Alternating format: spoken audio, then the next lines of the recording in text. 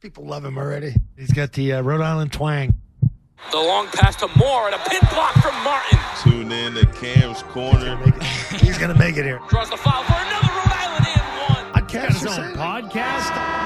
It's good off the backboard and in. On a break.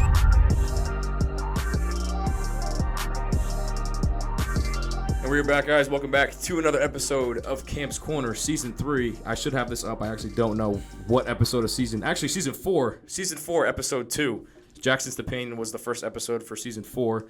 Justin Mazzulla capped it off at 100, so Episode 102 overall. Crazy to see that the 22nd episode overall of Cam's Corner. Season 1, Episode 22 was Paige Messier. Thank you. So I didn't know Paige back then. I was still at Rhode Island College back in Providence. Transfer junior year, and that's when me and Paige kind of kindled a relationship and started to, I guess, like call games. We were in the same kind of field and everything like that. So Paige right now is currently a digital video producer at Channel 12 in East Providence, Rhode Island. We're going to get into a bunch of things. Paige has a lot of different, I guess, titles right now. A lot of things are going on for you, Paige. Yeah, so busy life. So right now, I mean, the most current thing we'll get into before we introduce you, I guess, what's going on? How you been? I've been doing good, just trying to figure things out like you are as well. But life is good, and this industry is cool. So everything happens super, super fast. So fast. It's just like boom, boom, boom, and that's like how I feel like that's how. Not that you portray how it is, but it's just that's how you have to be if you want to stay on the top of everything that you're doing. So, well, I guess first things first. I mean, you can tell by the shirts. Finals. I don't know if you can see from there, but Celtics just won the NBA championship last night. Perfect. I feel honored that I'm talking. I don't know when this is gonna come out, but this just happened. I'm in Johnston. I just feel like it's like the perfect place to be. Joe Mazzulla from Boston, from Johnston. I just wrote about it at work today, and then I came here, so it's a full day of Celtics. I'm very excited. So when you got off the exit and you're pulling into Johnston, did you feel part of the championship? I got a little tingle. I was like, ooh, I feel like I'm in the right place right now. I'm exactly where I'm supposed to be. But an insane, just overall whole season for the Celtics. I love Joe Mazzulla's story because I think that all of us can relate to it, especially in Rhode Island. There's not that many there's not that many like big figures that come from Rhode Island because it's so small, and I just feel like what he has done is kind of giving us some hope of like if he can do it. I just wrote a story about it. His only head coaching experience was at D2 level, and then went right to the Celtics. Obviously, there was some situations that went on for him to get there, and then he is a champion 2 years later. Like It's an insane story, and he's from where we're from, so it's just so inspiring and so cool, and like we all have connection to him. Like we went to school with his brother, Justin, and it's just so cool to have a Rhode Island tie be on the national level like that. Yeah, and Dan, of course, Dan was my coach like growing up. Yeah. Justin, he came in a few AAU practices before, and like he was always like a kind of like a big brother in a way. Like we'd always look up to him and see the way that he held himself at such a young age because he's only, I think, he's young, like 4 years older than us maybe. Because Yeah. he was at the graduate level when we were there our junior years, and then of course the promotion with Utah and all that. But the Mazzulla name is always in the midst of the NBA, which I think is insane. And to see Joe on TV and to see like the run, like I mean, it didn't feel real until it happened, because like, oh yeah, Joe's gonna win a championship. Like the Celtics are the best team in the NBA, and like any kind of fan from an outsider view can see that. But when you're in Rhode Island and you're in the midst of it, especially for you, like at Channel 12, being able to write stories on it and be a part of it in like any way possible is, I mean, for me, trying to still break into that is still surreal to see. So hopefully one day, like wherever I'm at, there can be a hometown hero type of story because those are the best stories. They're the best. It's just so fun. And it must be so cool for you too, just because you're so intertwined with the family. And I knew that his father was your coach, and that's just so cool just to see. I mean, them start from where you were. Like, where'd you go to high school? Johnston. Yeah.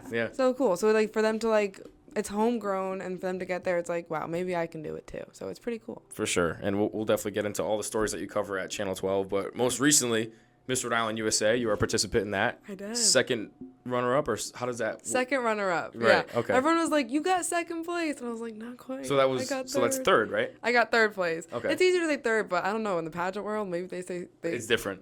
I'm still new to it. I don't really know, but Gotcha. I got second runner-up. It was so cool, and the reason that I did it, I'm sure we'll get into it a little bit, but it was totally on a whim. Like, I was just like, I saw it online, and, Olivia Culpo is from Rhode Island, right. and she was Miss Universe.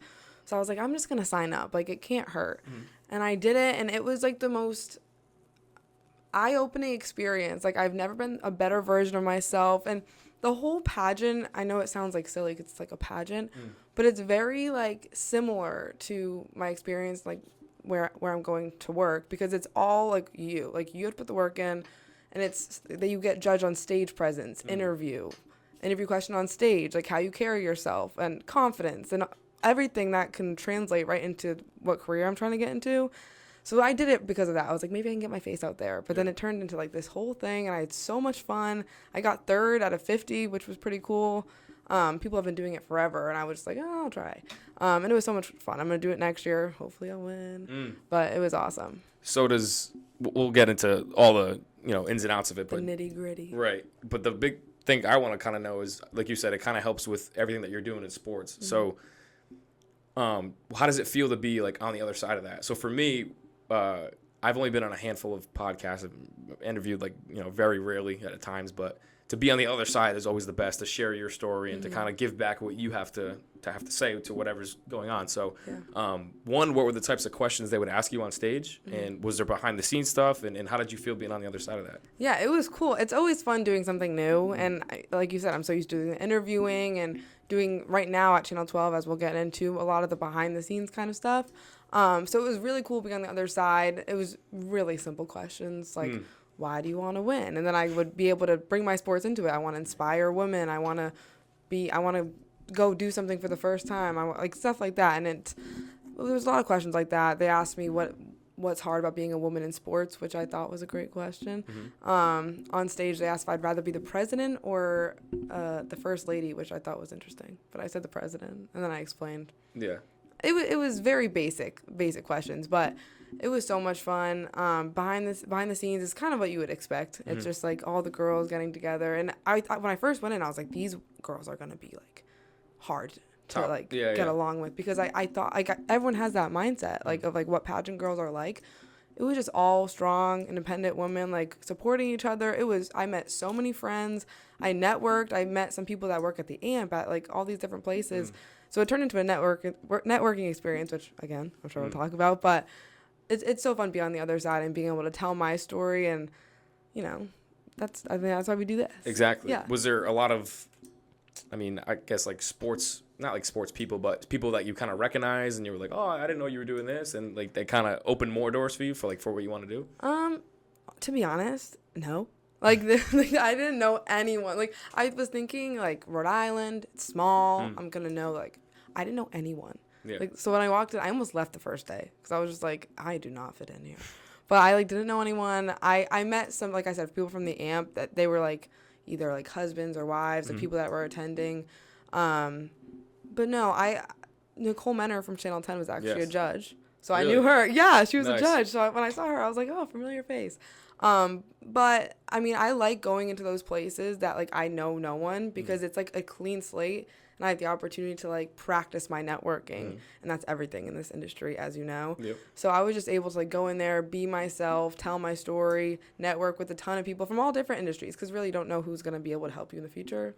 I remember one time I went to, where was I? Washington, D.C. for A10, and there was a chef that was talking to me, and I was like, oh, let me get your card.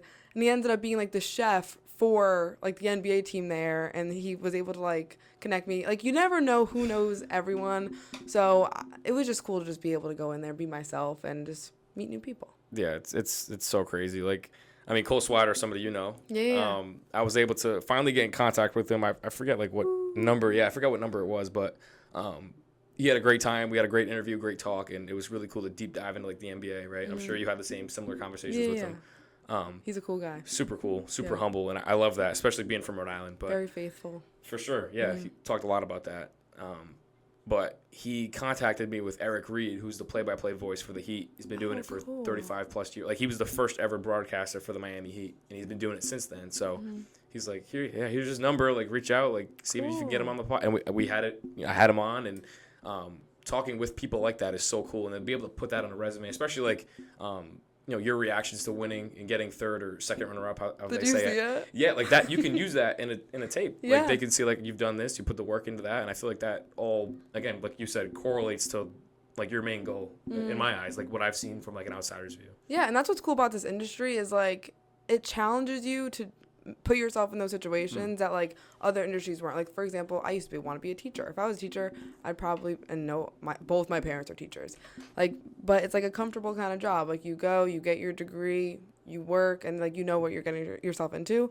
But with this industry, it's challenged me to like go to do a pageant, literally go sing and post it online because it gives you confidence. Like the most random things, but it teaches you to push yourself and try new things because you never know what's gonna help you out in this industry at the end of the day. So I think that's what I like so much is like it challenges you to like really try new things, even though it seems like way left field. It's like, no, it somehow correlates with like confidence and stage presence and like, you know, just getting your face out there. Yeah, it's super cool. And my girlfriend, actually, she wants to be a teacher. She wants to be a biology teacher. So cool. If Maddie's watching, shout out to Maddie. Love you. Shout out to Maddie. But so it like for her, she can move wherever I'm at, right? So that's perfect for you. Right. It's so she can teach wherever for what she wants to do, which is great. And like the entry level, like salaries and everything is great. So it's a good way to summers off. Exactly, to start off everything. Yeah. So I guess the transition into everything in sports before we recap, like the last time we talked on the podcast and all that.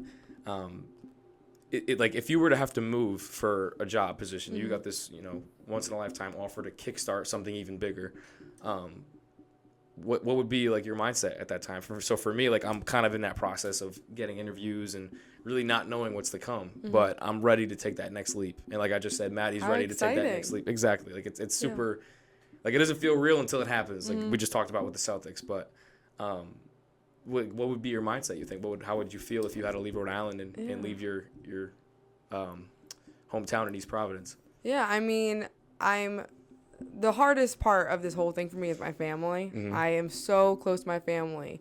But they always say, like, no matter how far you are, like, we are supporting you. They will not follow me. Just because, I mean, my sister may, if it's close enough, but her boyfriend lives here, so I don't know. Yeah. But they wouldn't follow me. If I'm going somewhere long term, I think that they might follow me eventually. I don't think they'd follow me, but the one thing that keeps me sane throughout this whole thing is I'm Christian. I'm very faithful, and I just know God has a plan for me. So I know right now I'm meant to be here. I'm meant to be at Channel 12 where I am. Camp's Corner, Johnston, the day after the Celtics win. But God's plan kind of keeps me grounded, and it reminds me that no matter what comes, if it's staying here and riding it out for 3 years until a position opens, and that's what I'm supposed to do. If I pray about it one day and the next morning I wake up and a job opportunity comes in, I don't know, Alabama, I'll go because I know that's what God's calling me to do. But I'm very open to the idea of going where I need to go to make my career work. Right now that's here. Yes. But if the opportunity comes, I'm more than willing to look into it. I'll say. I'm excited. I'm really excited to see what happens. It's so exciting. It's nerve-wracking, but like that's another thing about this industry that I love is like our lives are like 10 years down the line, we have no idea what it's going to be, and it could be the most exciting thing. Like how exciting is that like, and it's all up to us. Like obviously there's some luck to it and there's some meeting the right people, but like it's all up to like our hard work and like I don't know. I just think it's so exciting that we don't know what's next, and we're going through this together. It's kind of like we have people too that we can go and talk to about it. And Nia Khan is a great reference. Stone Freeman, like all these people that we've met throughout the years who are so supportive and so helpful. Like none of us are going through it alone, and obviously I know you're religious too, but God's with us as well. So it's exciting. It's nerve-wracking, but it's exciting. Yeah, I mean, especially like I said, going back to the preface of everything, to be from here, like the smallest state in the country. Like I saw on Facebook the other day, or actually today, they're trying to get a parade in the works for Joe. They want Joe to come back and raise the trophy. I don't know if he knows that, or if they contacted him, whatever it is. Awesome. The mayor put it on Facebook, so that would be super cool to be a part of. I can't go on Friday because I have work. So I hope he comes to Johnston. Yeah. Joe, come to Johnston, please. You could cover it. I could. I'd be so happy. That would be really cool. Yeah. I think so. For my graduation in 2020, when we both graduated, they had a parade because we couldn't have like a traditional, walk the stage thing. They had a parade all the way down Atwood Ave. So Atwood Ave is where the rec center is. Okay. That's like the start of Atwood Ave, I would say. And it goes all the way down into like Cranston. So for my graduation, they had it all the way down. Like all the cars started at the high school, which is it's like right next to the rec. And the cars went all the way down to like one of these office buildings, like Pax McDonald's, like almost near kind of where Cranston is, near almost St. Rocco's in that area. All the way. So in my head, I'm thinking it's going to be something similar to that. So yeah, we can go live from the parade. Let's do it. The Sports Paige Camps Corner. We're going to collab live. We're going to go. Yes. That would be cool. That would be sad. That would be super cool. Well, we'll figure that out. Yeah, we'll figure it out when the time comes. Hopefully, if the time comes. Yeah, fingers crossed. For sure. But to recap, again, season 1, episode 22 was the first time I think we ever had like an actual. We were babies. Conversation, yeah. Yeah. And a lot has happened since that point. So obviously, you guys can see that first episode and how much everything has changed. I think your on-camera presence has just like gotten so much better from that point. Thank you. Yeah, for sure. Thank you. Yours has as well. I look back at because Joe was my first interview. I'm like, I can't even use some of this stuff. Was he your first interview? First ever interview, yeah. Wow, what a great interview. I was so bad though. Like No. the questions were good. Don't get me wrong. I look. Oh, the questions were pretty good. Nervous? I do not like my voice wasn't like amplified. It was just very, very low key. It was just like, hey, how was this? Oh, but what about that? How was that? And it wasn't like my personality because I was nervous. Even knowing the family, I was just going into it like I don't know how to be myself in the situation. It was the first time I ever sat behind the camera and did something. People don't realize. Yeah. It's very hard. It is. So, Yeah. Everyone used to tell me, I said this, I might have said this comment before. I don't remember if it was the first episode or not, but someone said I had the personality of a houseplant on one of my broadcasts. And it's so hard to show your personality over the screen. And that's like one of the most important things that you can do. And I feel like that's what's so good about podcasting and like me trying to do like the sports page is like, it kind of forces you to get your personality in there because when you're doing a broadcast, like when you first are starting, it's so hard to like have the confidence to put your personality in there because you're like, people don't care about my personality. Like, I just want to, but I think that's, people don't realize. I know that you have to kind of have like a welcoming aura.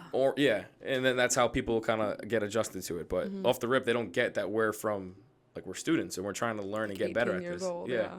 But that's the greatest thing about URI. So I guess to transition into our last episode, from that point, I think it was before junior year started. So I mentioned before, like we started recording, you were the first sideline reporter on ESPN Plus and at Your View for all the men's basketball broadcasts. And I think it was Flow Sports for football, right?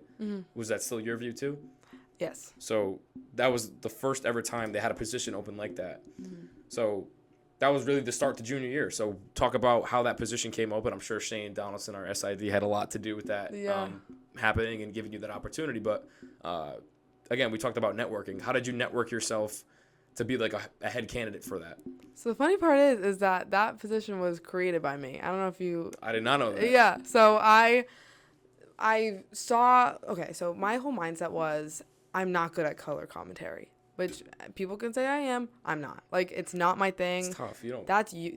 You are great at it. You're good at the play-by-play. Like, that's not my thing. And I know that. Like, you got to know your weaknesses as much as you know your strengths.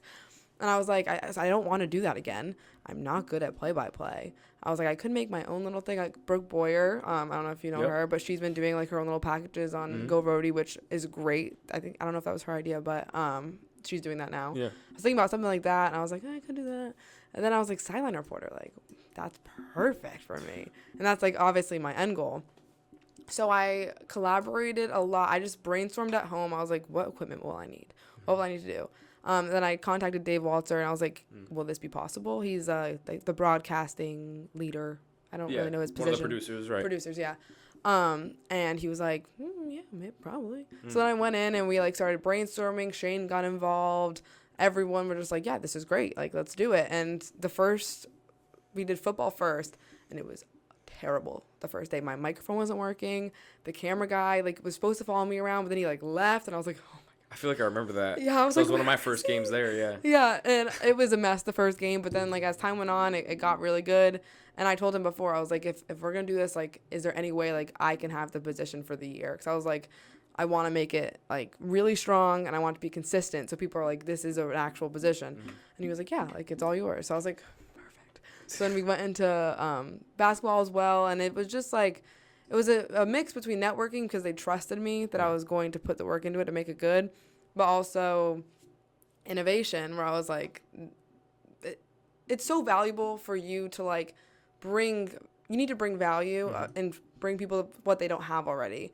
Like that's the kind of the key. And I did the same thing. We'll talk about it, but with the A10, that position was not a position. I saw other conferences were doing it, and I was like, I can do this for you guys. Like, let me do it. And then they were like, okay, like if you figure it out, like go for it. Wow. And I was like, okay, cool. So, a lot of innovation, a lot of creativity, but yeah, I came up with that position. So you pitched it to URI, you pitched it to the A10. Yeah. So the A10 was more centric around basketball, of course, because URI football's in the CAA. Right. I guess that process too, like pitching it to the A10s. Yeah. Like, did you DM somebody? Did you just kind of have like a mutual contact, or how did that so work? for the A10, I've been working with them, and this was all Shane Donaldson. I give him full credit for this. There was a school ambassador program that I did my freshman or sophomore year, one of the two. And I would literally just like take pictures across campus of like weather. No, it was literally just that. And I would send it to the A10 and they would like post it on their account. And apparently I was like the only student that actually did it. Like no one else was sending stuff. So then they were like, hey, like come to our championship, like do social media. I was like, oh, cool. They paid for my travel. They paid for my hotel, my food. And I just literally hung out with like the core leadership of A10. Like I was like part of their team as like an 18-year-old. And I was like, this is awesome. So, like, that was huge with networking because they got to know me on, like, a super personal level. Like, I shared a room with one of the people, like, very, like, a personal level. So then the next year I did strictly social. So that must have been my freshman year because the next year I did social media for them all year. And I don't know if I asked them or they asked me, but it was very much like, hey, I'll just come to championships and run socials. And they're like, okay, cool. And, like, they paid me, but, like, not a lot. So it was more like an internship than anything. Then my junior year, I was like, I want to do something big for them. Like, this is my year. Yeah. And I knew I was graduating my junior year. Because you knew that before? Yeah, I did. Okay. I knew it in, like, December. I knew it, like, early on in my junior year.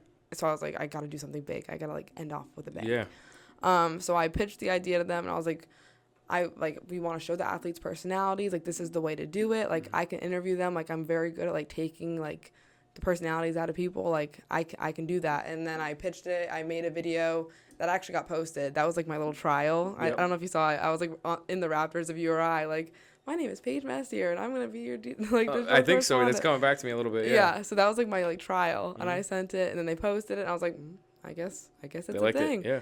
And then I went to all the media days. All the coaches got to, like, really like me and know me, and I built connections with them. And then they started to, like, recognize, like, oh, media station, Paige. So then I was able to get personalities out of them. Even coaches that I thought didn't really have much of one, they all did. Like, A10 has such a good group of coaches and players and leadership. So that was awesome. And that's, like, probably my biggest accomplishment is just, like, being really innovative and, like, finding opportunity where there's none. And that's what I've been able to really do. And that's what I try to now, the story that I tell, like, at the pageant was, like, I want to do this so that there's something left for people behind me. Like, now there's people doing the sideline position. Now there's someone that's going to be doing the A10 position. So it's cool because I'm making an actual change for the next group of people, and particularly sideline reporters are a lot of time women. So I like that. I'm giving some women some opportunity. And, like, we didn't know. I mean, because I know that senior year. So before senior year, I don't know if I told you this story. I've talked about it a few times. I had an interview with the Utah Jazz to be, like, a radio, like, production assistant. I talked to Justin a lot, of course, with it, and, like, hey, how's it like out there? Like, they actually gave me an interview, and he's like, if all goes well, it's beautiful out here. This, that. Like, the Jazz, the NBA is amazing. That's so cool. So this is, like, late. This is, like, 2 weeks before senior year started. Yeah. And I'm like, is this gonna happen? Like, I was 15 out of, like, 100 and some whatever people it was to get, like, an interview, and, like, this is, like, an actual NBA job. This could start something. And it's like, in my head, I'm like, if I get this, I'm doing school online, finishing senior year, and I'm gonna live out in Utah and be in the NBA. This is my dream. Like, this kickstart the career. Interview went well. I didn't end up getting the job, but when I look back at it, I got so much more play-by-play experience. I got so much more, like, internship experience, and like my name got, I guess, more, not like bigger in the media, but like in Rhode Island. Yeah. I mean, not like on a grand scheme, but Rhode Island's small. yeah, exactly. Like the stuff with Joe and the documentary and whatnot. Like just more, like if I wasn't here, like that stuff wouldn't have happened. So Right. Everything happens for a reason. I'm a firm believer in that. You were on Channel 6. That was really cool. I saw. That was super cool. That was super cool. Yeah. I watched. I was like, Kale. Yep, that was really, really cool. Caitlin Galehouse was the reporter. She's awesome. But again, it goes all back to networking. Like, she didn't know who I was or what I did. She just knew that I had some kind of connection with the family, and I told her that, I do this. She's like, we working. I'm like, well, don't have a job, but I did all this stuff. And Yeah. she's like, wow, that's awesome. And then I finally met her in person, and she's like, we'll be in touch and whatnot. And you know how that goes. Like, sometimes they have stuff, they don't. But it's always good to know that person because you never know who else they know or how far up the totem pole they can bring you. But Right. And I must say, about, like, so a lot of the time I personally say, like, my resume, like, when I was going through the job process, I was like, my resume, like, means nothing. Like, I'm going through all these people, and my resume means absolutely nothing. And I thought I came out of college, and anyone that knows me was probably like, Paige's resume is stacked. Yep. But, like, Same. no one cares. And it's like, no one cares. But at the end of the day, like, my mindset has kind of shifted on that because, like, although, like, the entry level, it's hard to get your first job. Yeah. Like, it's very hard. It took me a few months. It's very hard to get your first job. But in my eyes, it's like everything on your resume, whether employers care about it or not, like, that's your story. Like, that's everything that you've done. In chronological order. In chronological order. And it's like, you can look at that and be like, this is all that I've accomplished. And, like, I'm just going to keep adding to it. And, like, I've kind of viewed my resume at this point as, like, my story. Like, it's like, I don't care if employers don't really care about it. I care about it. This is, like, it kind of describes who you are as a person and as a worker, and it's just something to be proud of. Because I've always been proud of my resume. And then when I started applying, I was like, oh, no one cares. But it's like, no, like that. When you apply to something, and this is something like advice I can tell like the younger generation, even though I'm still going through it. There's literally like thousands of applicants. Like most of the time, the employers aren't even looking at your resume. They can't. Like there's too many. They're probably just like, and they probably already know who they're gonna hire. Let's be honest here. So like.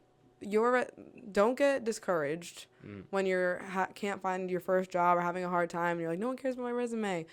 Be proud of your resume because it took a lot of work to get there, and you'll just keep adding to it, and eventually you'll get the job. And a lot of the time it's luck. A lot of the time there's a lot to it. It's not always there's not enough on my resume. There's enough on your resume. That's my advice. Yeah, and for us too, for anybody that wants to get into like TV, like news, sports, whatever it is, they want to see what you've done, not only like on paper, but a lot of the, like, I guess, example resumes that I've seen that has worked for a lot of sports people, news people, is, like, making it a little bit more graphic and kind of make it stand out. Have the social medias on there, like, you know. Have a website. Portfolio's huge.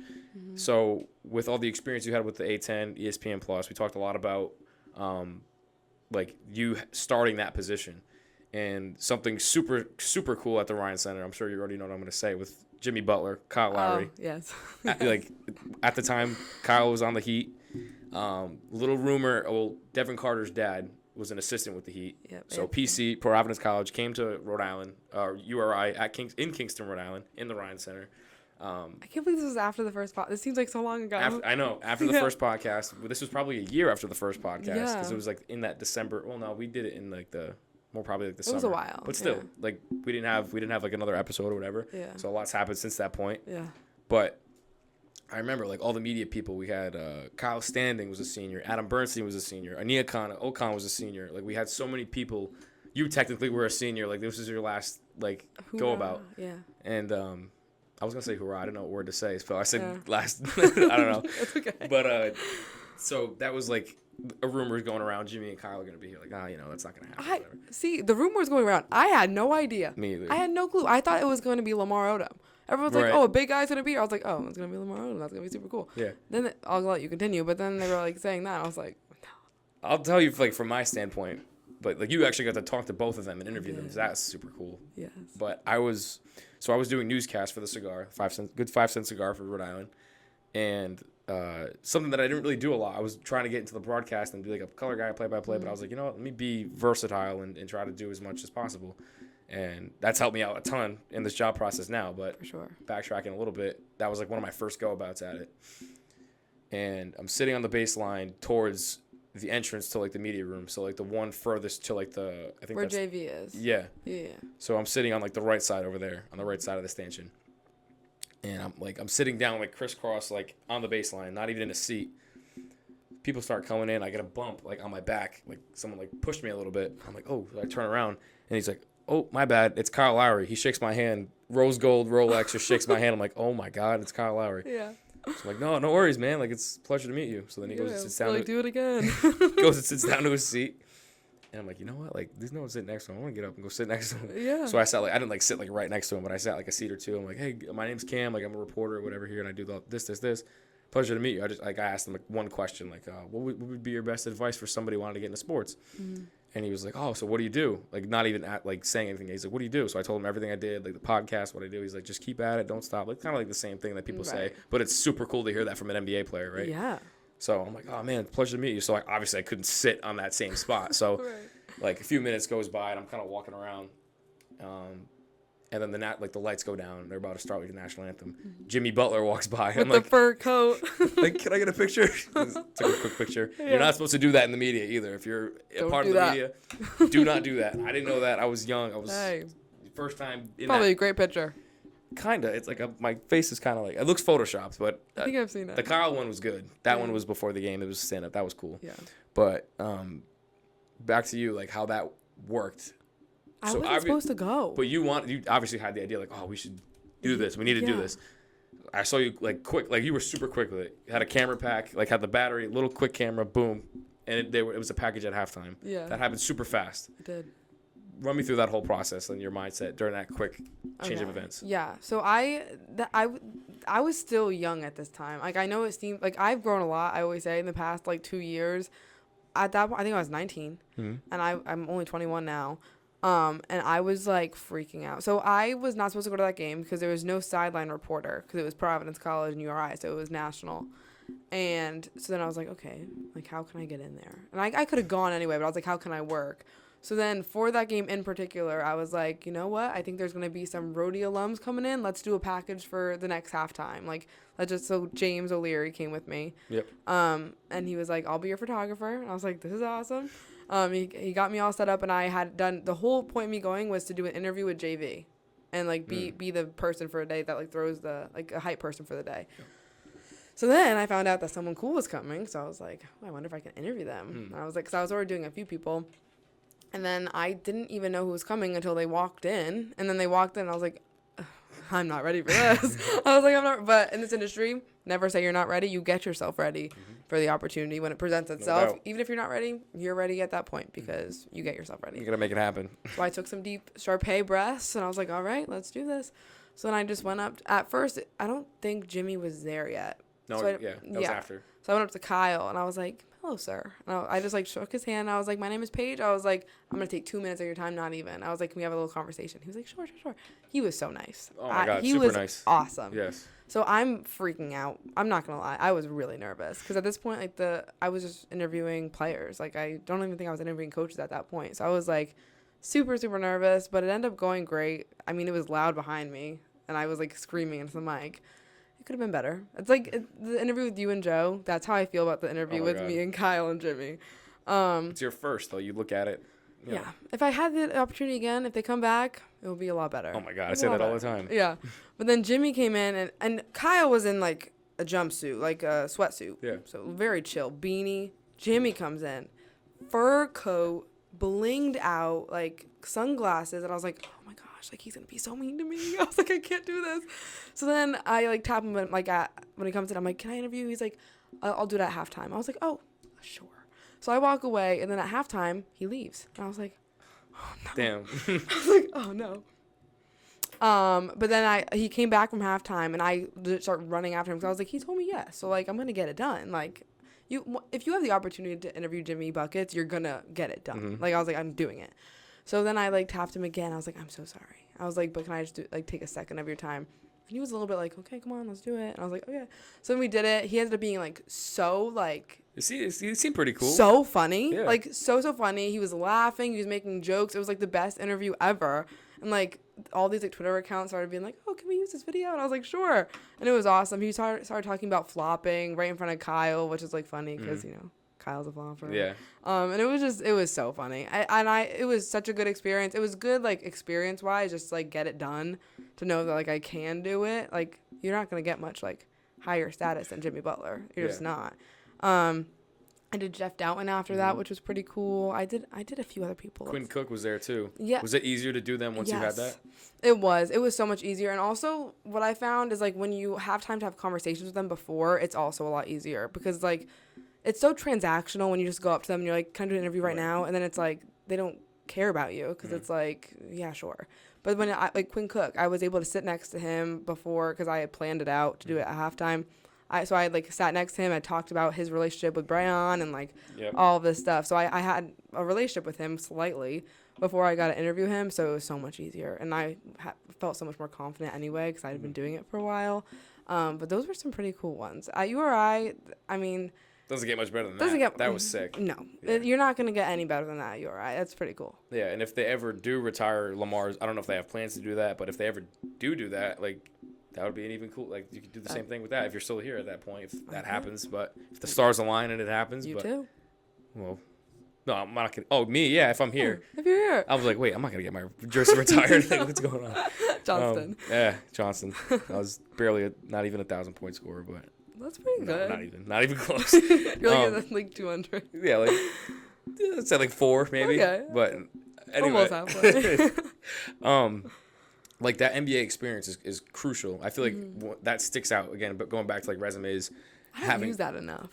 I don't even talk about that. No, the Jimmy Butler thing. Oh, you should. I should put it on my resume.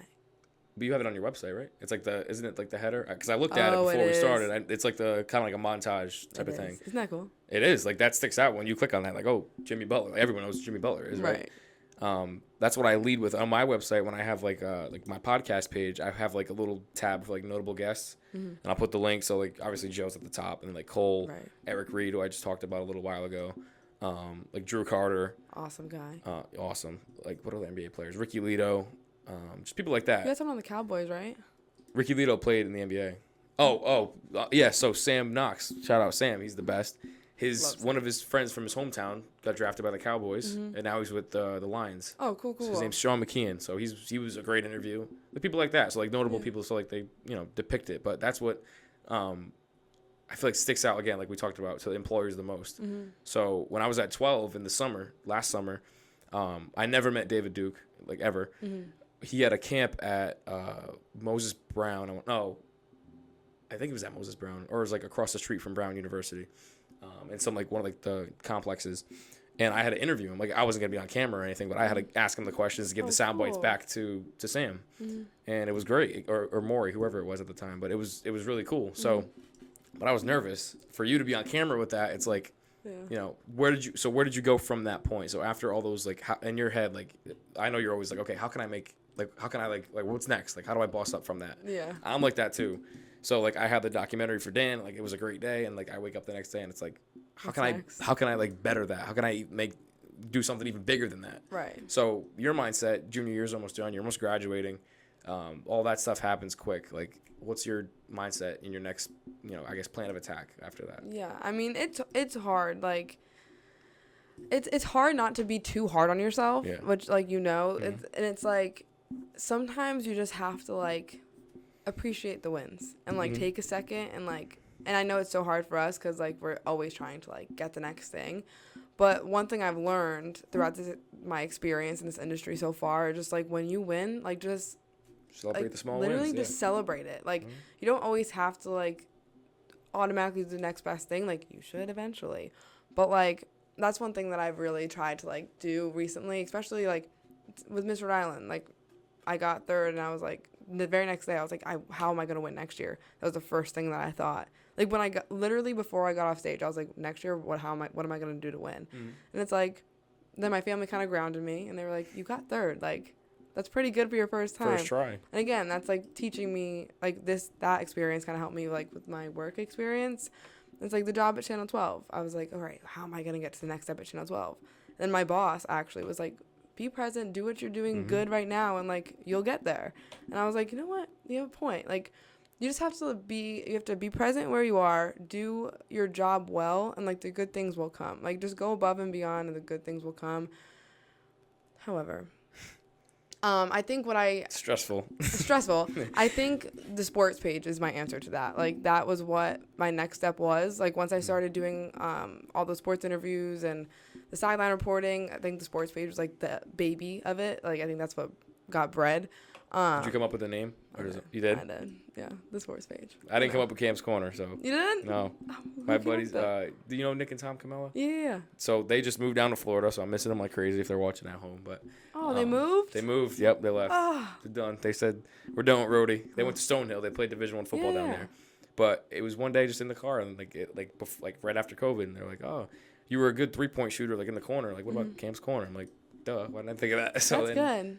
I did the little AI generated thing. I didn't even come up with this either. So like everything just kind of. You're making me think now. Did I come up with it? I think I did. Sports Page? My dad might have. Now that I'm thinking of it, I think I did, but I don't know. I give all the credit to them anytime I talk about it. My dad. Yeah. I mean, I give my dad credit for every sports thing that I've ever done in my life. Yeah, so. he's a big one on the Sports Page. If you follow Paige, he's all over. He's all over the place. He's the best. He's like the second. Like you're the one. He's the two. He's like He's the two. It's crazy. He's the one. I'm the two. But I like that. I think that was my next step because I was like, it's the one thing that I can control in my life right now, which sounds so crazy. It's your brand. But it's like, yeah, like for this, like the same thing. It's like this job is so like you have no control. Like it kind of just like, I mean, you have slightly, but like things are gonna happen. Work's gonna be work, and the Sports Page is like my one thing. It's like my baby, and it's like that's like my thing that I can control. And like when I go to I got to go to the draft, like the party in Gillette Stadium, and talk to Coach Mayo, and like. And you just get access like from yourself. You say, hey. Yeah. Well, I mean, obviously you built a relationship with Casey and all that, but. I go with. You just do that Sports on your own. Page. I don't go with Channel 12. Nice. I go with Sports Page. So that it's just been super cool to like build it, and like we were talking about earlier, like I got it verified, and like I did all this stuff. So it was like it's cool to get the next steps. I'm still trying to like brainstorm like how to make it a brand. I still don't like right now it's more of a portfolio than anything, but I'm trying to brainstorm to make it more of a brand.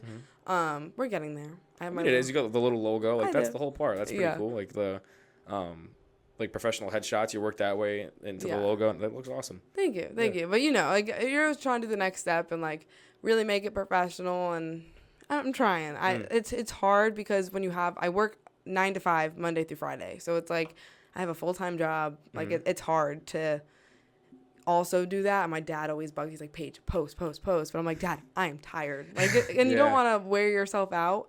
But if you're really passionate about something, you'll do it. So oh my God, yeah. That's what I mean, he pushes me every day I would not do any of this without my father. So I give him all the credit. And Sports Page is like my baby. Shane, right? Shane. Shout out Shane. Yeah. Gotta be watching. No. He's the best. He'll be watching. He's the best. Yeah.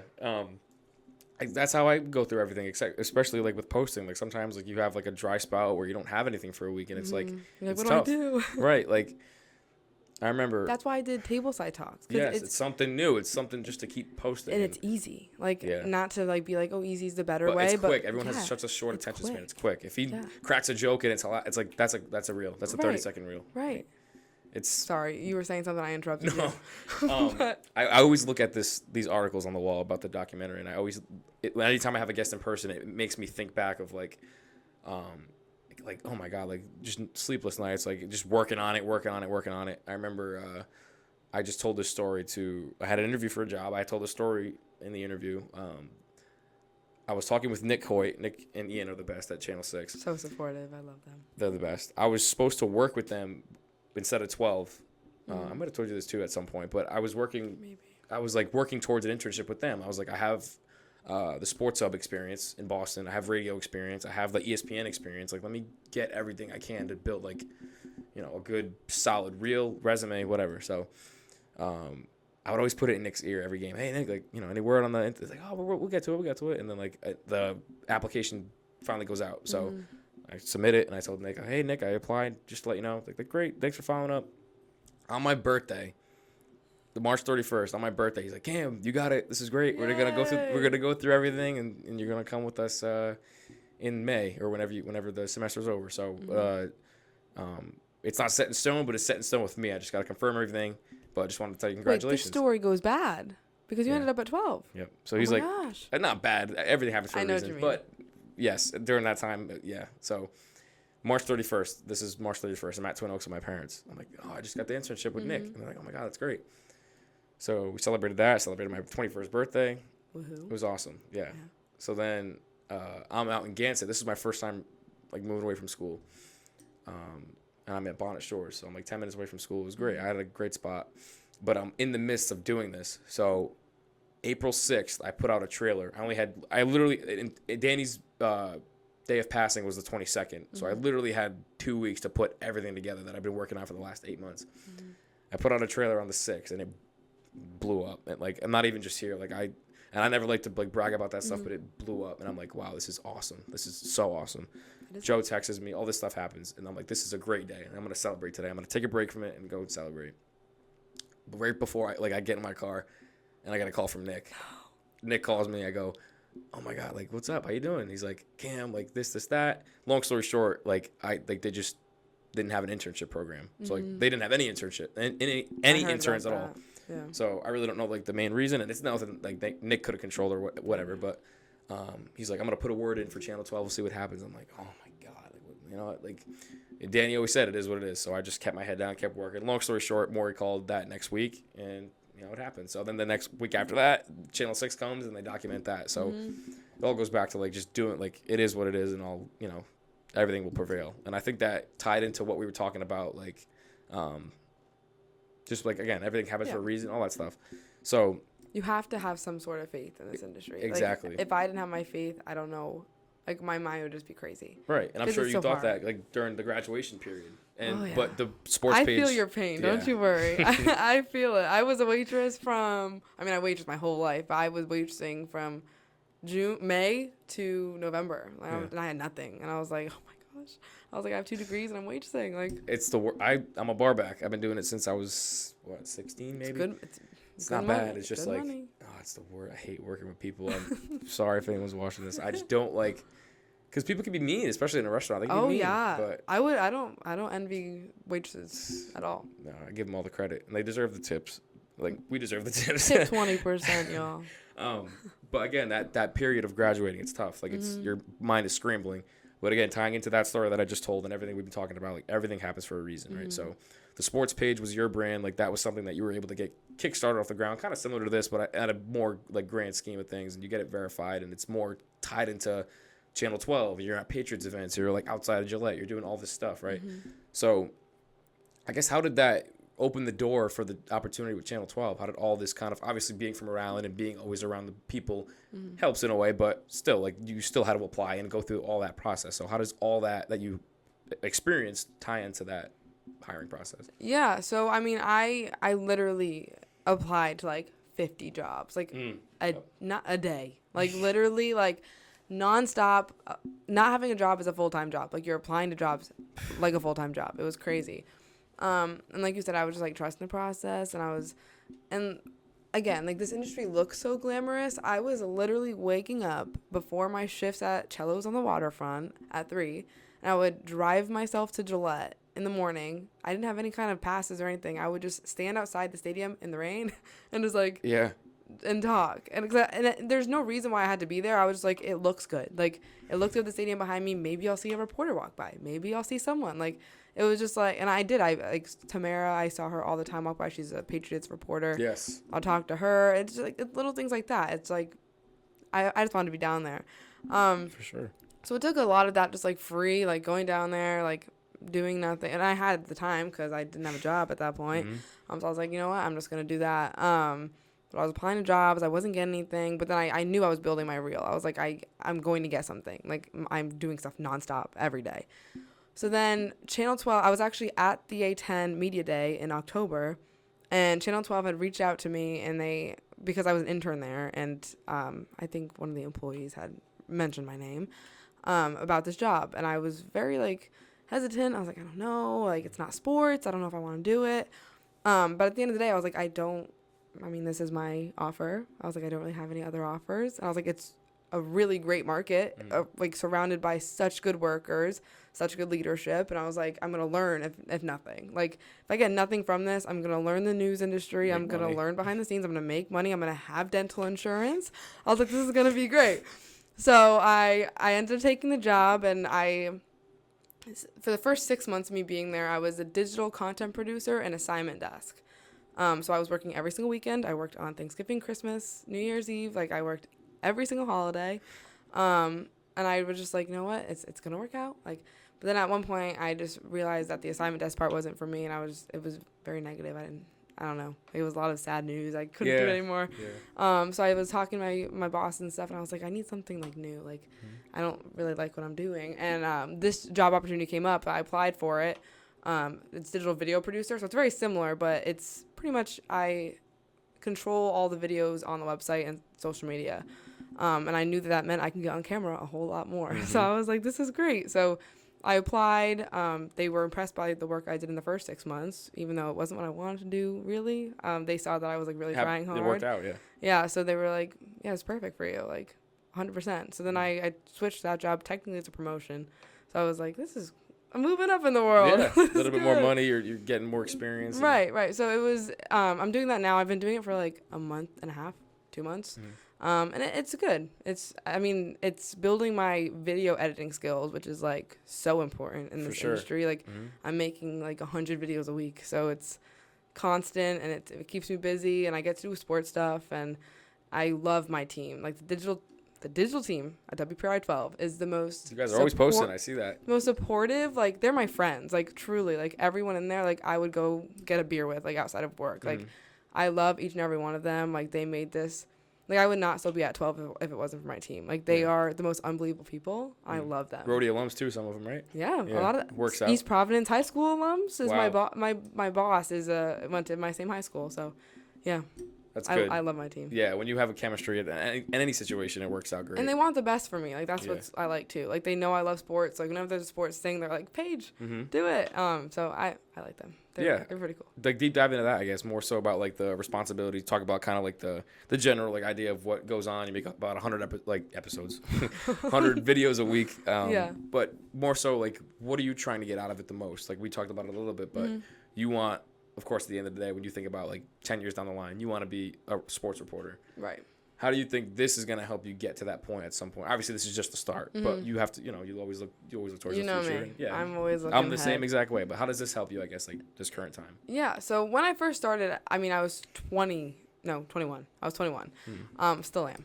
But I was like, this is, like, my senior year of high school. Like, of college. This is literally my senior year of college. Early, yeah. So I was like, no matter what, that's why I had the learning experience. Like, I was like, no matter what, I'm going to learn. So my goal in the first place was just to go in there and learn, talk to everyone that's been there forever, like the Tony Petrarcas, the Shannon Haggies, like, get as much information out of them as I possibly can while also creating a good product so that I can use it on my resume. Like, and the more I've been there, the more I've learned, like, any experience is good experience. And, like, people would always tell me that, and I was like, no, it's not. Like, like, it's not.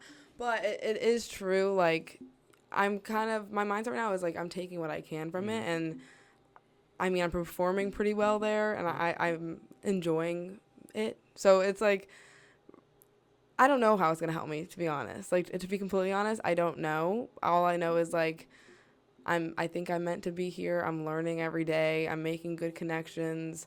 I'm using the skills, like the video editing, all that, for my outside life too. So I'm just taking it as a learning experience, really. Like, I'm just, and also that transition from college to, like, a real job, like, you'll see, it's like to have, like, a true 9 to 5, like, it's interesting. Like, it's like a weird shift in your life. And I think a big thing with this is, like, I'm able to live at home. Like, I'm able to still have, like, that, like, support behind me from, like, living at home, being here, but also having that transition to, like, and it sounds so immature, but, like, an adult life. Like, yeah, no, it's I get kind of true. So it's a good start. And, like, my bosses and everything know, like, they're like, we know that this is just your start. Like, we want to elevate you. And that's being somewhere where, like, people truly want to elevate you is, like, more valuable than a lot of things. So I think right now I'm just happy that, like, I'm in a place where, like, people want me to succeed and, like, they're trying to help me to get there, which is great. Like, my boss was like, if you want to apply somewhere, I'll give you a recommendation no matter what. Like, and that's, like, you don't get that everywhere. Like, not every boss is that supportive. And obviously he doesn't want me to leave, but, like, just to know that I have that support behind me is, like, huge. And I think that's what WPRI does like really, really well. Yeah, and God Shamgod's son, God Shamgod Jr. actually, he kind of said the same thing when I interviewed him a few times on the pod, and he had such a big relationship with Joe because he was coached by Joe at Fairmount, and then once he was done playing, he became like an assistant under Joe at the Division II level in college. And the biggest thing that he took away from Joe was how he invested in people.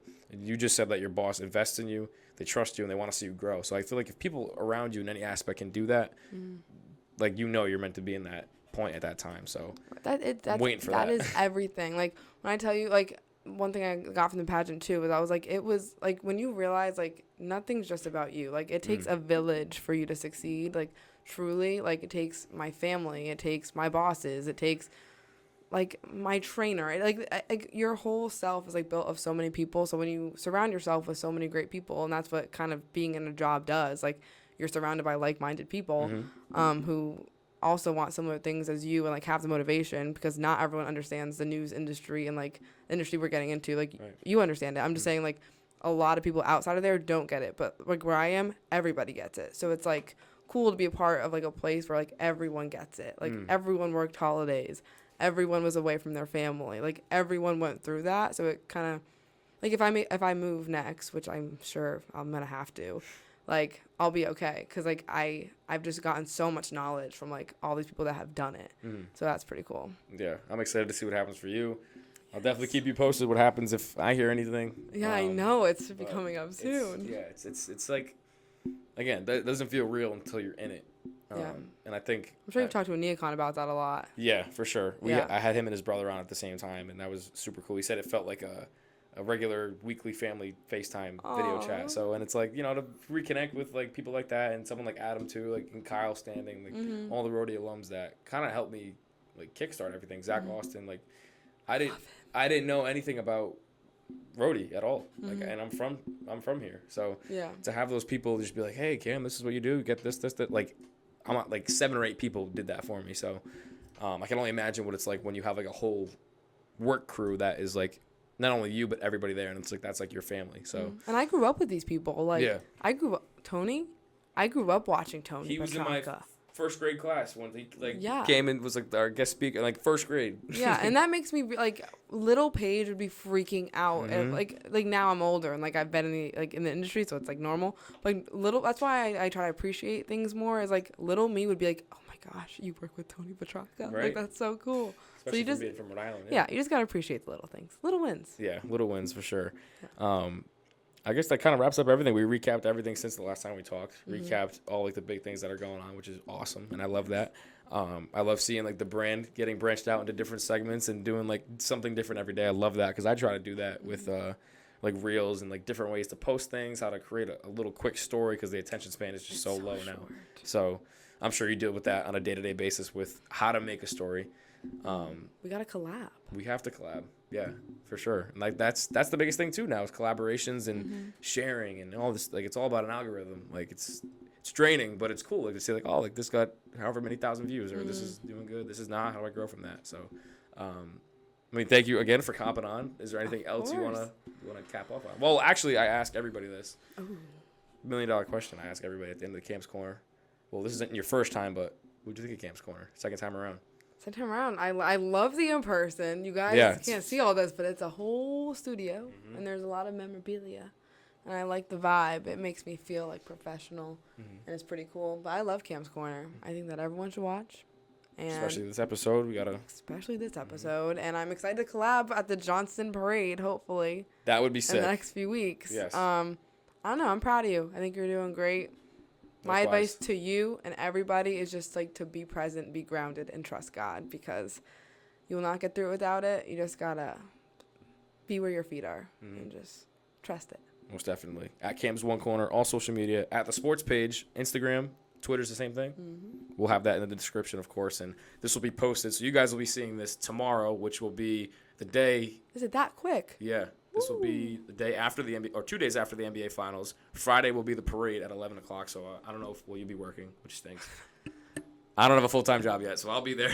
There you go. I'll send some content. We'll do something really, really cool. Especially when the Johnson Parade comes, I'm sure you'll be there. I'll be there. I will find a way. Yes, that's something you have to cover. Yes. Being at 12, but yes. Again, Paige, thank you so much. Episode 102 of Cam's Corner, season 4. I always get these numbers mixed up. Season 4, episode 2. Cam's One Corner, Spotify, Apple Podcasts, Google Podcasts, wherever you find it, YouTube, Instagram, everything. We'll see you guys in the next episode of Cam's Corner. Thank you guys so much for tuning in to another great episode. Let's go.